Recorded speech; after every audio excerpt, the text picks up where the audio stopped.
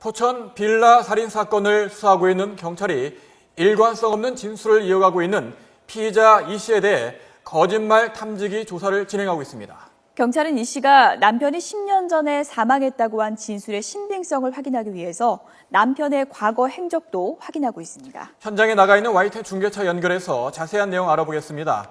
김주영 기자. 네, 김주영 기자.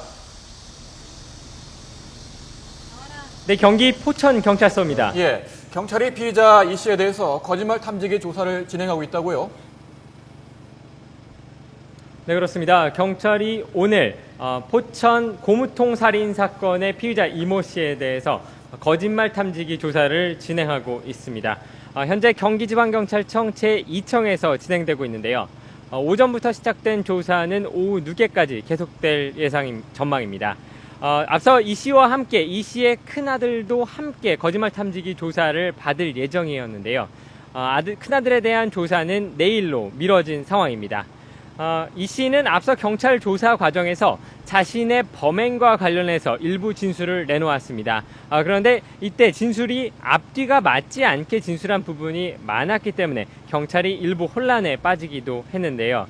대표적으로 한국인으로 확인된 시신을 외국인이라고 말한 부분이 대표적인 예였습니다.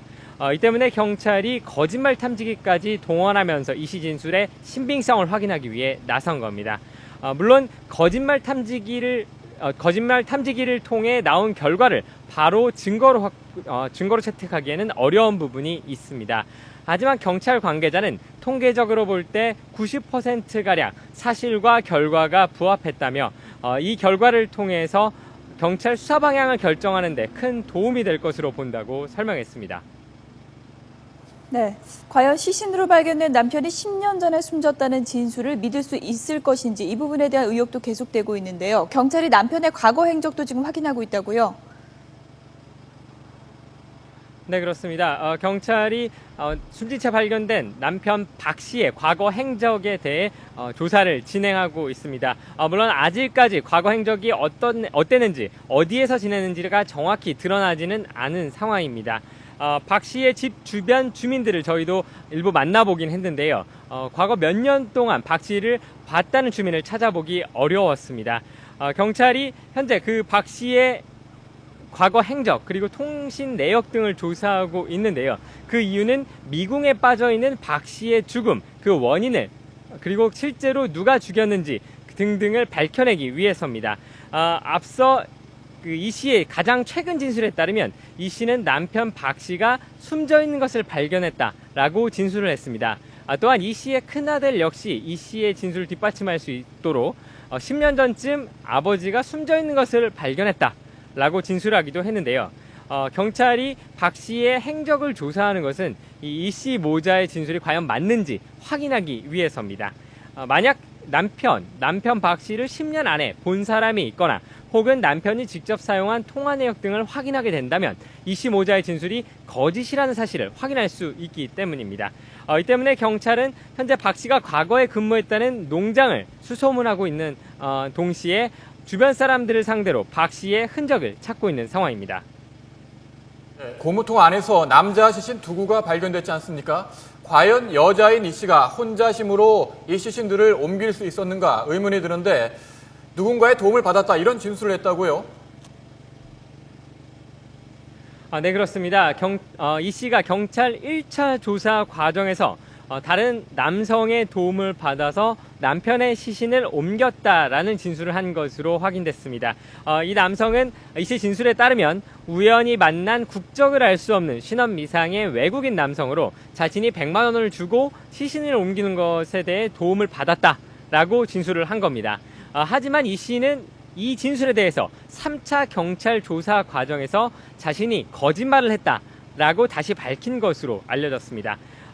사실이 드러나면 피해자와 함께 일했던 공장에 피해가 갈 것으로 예상돼 거짓 진술을 했다는 겁니다.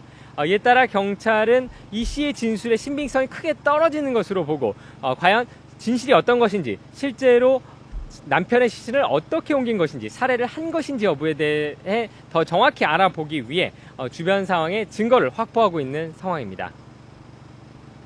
네, 지금 뭐 피의자 진술도 나오고 있고, 그리고 경찰도 자체적으로 또 남편의 행적도 확인하고 있고, 이런 작업이 이제 이루어지고 있는데요. 앞으로 남은 의문점이 어떤 부분인지 다시 한번 좀 정리를 해볼까요?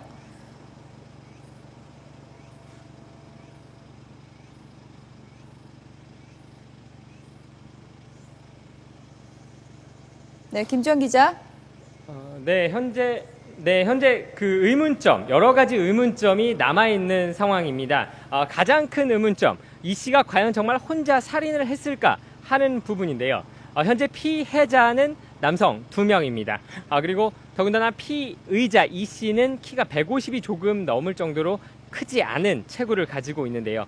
이런 상황에서 여자 혼자서 남성들을 혹은 남성을 목졸라 숨지게 하고 통 안에 넣을 수 있을지에 대해서 끊임없이 의문이 제기되고 있는 상황입니다. 이 때문에 공범이 있었던 것이 아니냐라는 의문도 함께 제기되고 있는데요. 경찰에서도 이를 확인하기 위해 이 씨 주변, 이 씨가 친밀하게 지냈다는 인물들을 상대로 조사를 진행하고 있습니다. 앞서 이 씨가 체포될 당시에도 스리랑카 국적의 남성이 함께 발견됐습니다. 때문에 이 남성이 공범일 가능성이 있지 않느냐라는 의문이 생겨났었는데요. 이 부분에 대해서는 우선 혐의점이 없는 것으로 드러나고 있고요. 또한 이 씨가 자주 찾아갔다는 한국인 남성이 있는데 이 남성 역시 혐의점은 없는 것으로 경찰은 보고 있습니다. 네, 김정 기자, 수사 속보가 들어오면 다시 한번 전해 주시죠. 네, 알겠습니다.